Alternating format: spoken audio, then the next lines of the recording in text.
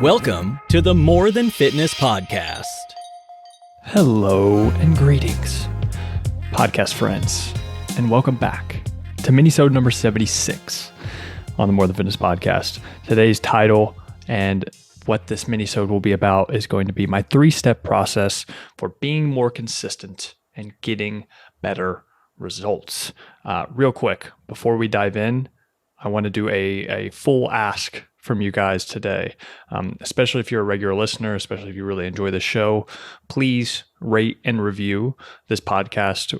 If you're listening to it on Apple Podcasts or wherever you're listening to it, if you can rate and review it and subscribe to the podcast, please do that. If you're watching the video podcast, make sure you subscribe to the YouTube channel, give it a thumbs up, leave a comment, share it with a friend. I just really want to try and push this out to as many people as possible so we can have our own little tribe of people doing cool shit, and we can all do it together, right? I just want to build up this one-of-a-kind community. Okay, so let's dive right into things because this is going to be a very good minisode. It's going to be jam-packed, but I'm going to try and keep it tight. All right. The first step of my 3-step process is that we're doing too much thinking and too little doing. There's so much noise out there in the fitness industry, and also just with information in general. Because I want to tie this process into fitness, but then also just making your life better overall. You can use this for whatever habits that you're trying to improve to make your life better. But there's so much information at our fingertips, and what can happen is we can have so much information that we actually end up doing nothing at all because we just have constant stimuli coming at us, and we have paralysis by analysis. And there's so many things we could be doing that we don't end up doing any of them. So should I be doing this? Should I be doing that? Should I be doing this diet plan? Should I be doing this workout plan? Should I be following this person's instructions? Like what should I be doing? And people are just confused. And I think that the other part of this is that there is a lot of, let me rephrase that. What we tend to do is say, I know, because you guys know what the hell you need to be doing on a regular basis. We know what we should be doing on a regular basis to make ourselves look better, feel better, live a better and happier life. However, we're not actually taking action on any of them. So you say, I know I should be getting 8 hours of sleep. I know I should be tracking my workouts. I know I should be saving money for the future, etc. But the fact is that you're still not acting on those things that you already quote unquote know. So I think what that comes from is, again, having so many options, having so many things that you know you should be doing. You need to just pick one, right? Because life is very long. You can improve on things over time. But the thing is, you have to get started and you have to get focused and clear on at least one of those things and stick with it. So the very first step is that you need to pick one thing that you want to improve on, whether it's sleep, whether it's money, whether it's workouts, whether it's whatever. Figure out one thing, and then you can move on to the next step.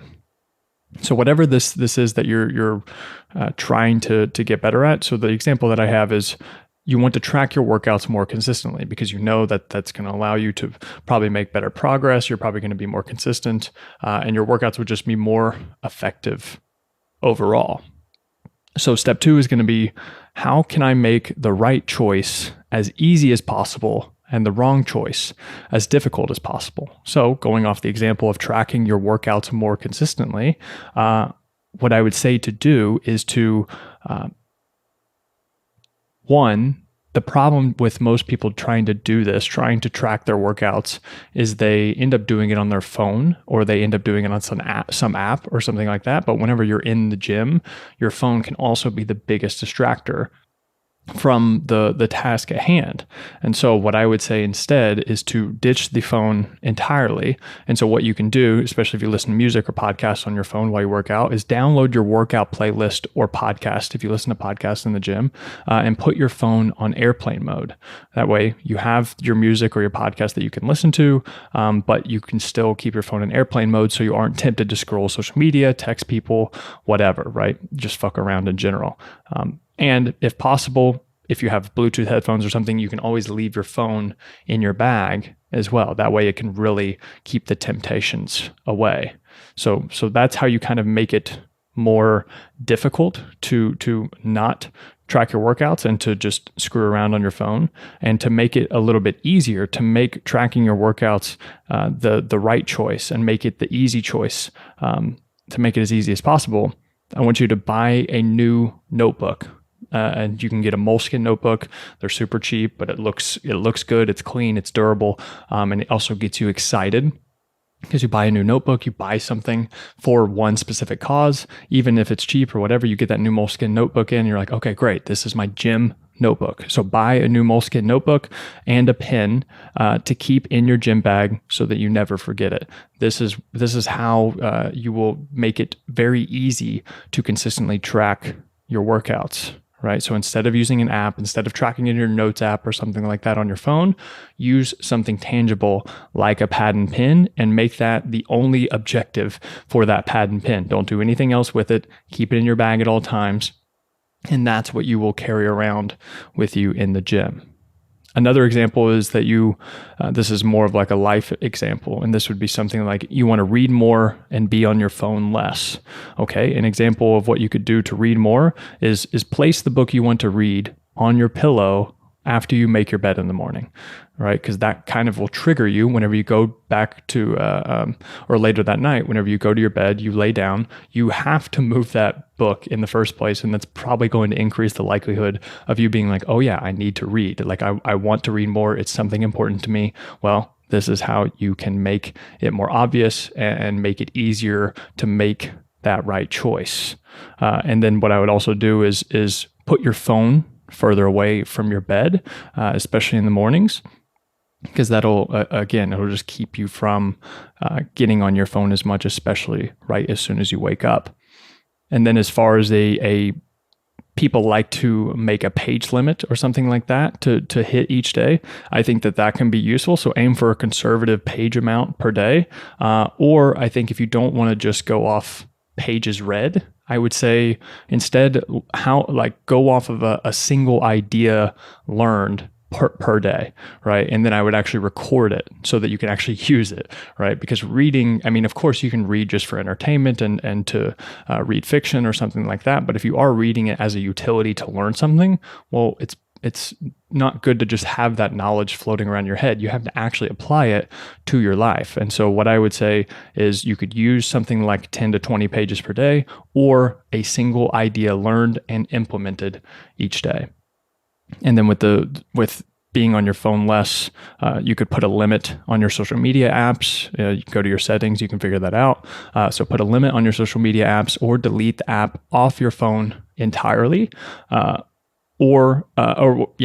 delete the app off your phone entirely and try to force yourself to use your laptop instead. For most people, that's enough like friction so that you don't actually get on your phone as much as you normally would. You have to go to your laptop to get on Instagram. Or for some people, if you just want to delete the app, delete the social media apps off your phone until work is over, and then you can re-download the app after that. That works for some people too, especially whenever you're trying to produce high value work. Having your phone on you and constantly getting distracted is definitely not doing yourself any favors. So make it as easy as possible on you to make the right choice by simply deleting the app until work is over. Okay, so that is step 2. So how can you make the right choice as easy as possible and the wrong choice as difficult as possible? And the last step is going to be track your success using a simple point system or a compelling scoreboard. So after you've decided a single thing to improve on, not multiple things, just one single thing for at least like 2 weeks or so. Just give yourself 2 weeks. You're focusing on one thing. And then after that, then you can move on to the next, but build up that habit for that one singular thing first. So after you've decided a single thing to improve on and decided how to make that choice as easy as possible and doing that as easy as possible, the third thing is that you now need to track your success and or failures, right? You need to see, okay, how are you doing, right? And just doing it just like, oh, I'm going to try to read 10 pages a day or something, or I'm going to try and track my workouts more often. It's like, no, we need to actually see something objective and track something to keep yourself accountable. I think there's many different ways to do this, but I would recommend keeping it as simple as possible. So something like Google Sheets or Excel, if you want to even get like fancy, if you're more of like a data nerd and things like that, and you want to make it even a little bit pretty, and then you can put in formulas, whatever you want to do, have all the dates, and then track your progress over time. You could absolutely do Google Sheets or Excel.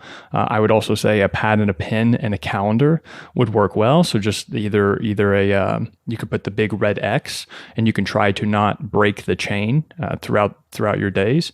So if it's something that you want to do every single day, well, the whole point is to try and just keep building up as many red X's as possible. And then at the end of the month, you can kind of review, okay, maybe every Tuesday, you're not marking that X, and you realize, okay, there's some obstacle that's in my way on Tuesdays that I need to figure out. Then you can reflect, you can go back, you can make changes, and you can adjust that so that you can be more consistent moving forward. Another one that I like using, and I tell clients to use as well, is a tally system with a note card or a sticky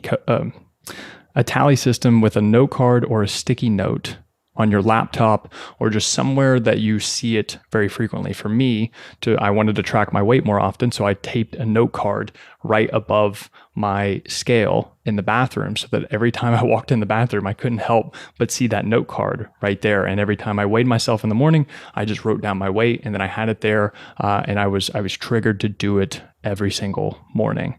But yeah, the simplest way to do this is just to have some way to track it, whatever fits best for you. Some people, it may be a Google Sheets or Excel, or for other people, it may be a pad and a pen and a calendar. And then others, it may be some type of tally system with a note card or a sticky note. So yeah, if it's something you don't want to do every single day, that's fine. Just say, okay, I want to gain, or I want to track my every single workout. And right, if you're not going to work out every single day, you're just going to do it 3 times a week. Well, then the goal for the first week is 3 points, right? Because that means you tracked every single workout that week. And then by the end of the month, you should have 12 points total. And then if you didn't have 12 points total, well, then it's like, okay, I would keep that the goal. And then the next month, keep trying to reach that again.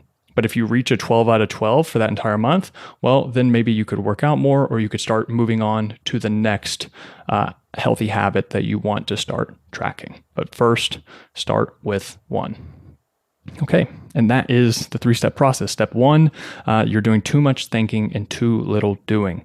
Pick one thing and start doing it immediately. Step 2, how can you make the right choice as easy as possible and the wrong choice as difficult as possible? And then step 3, track your success using a simple point system or a compelling scoreboard that you see frequently.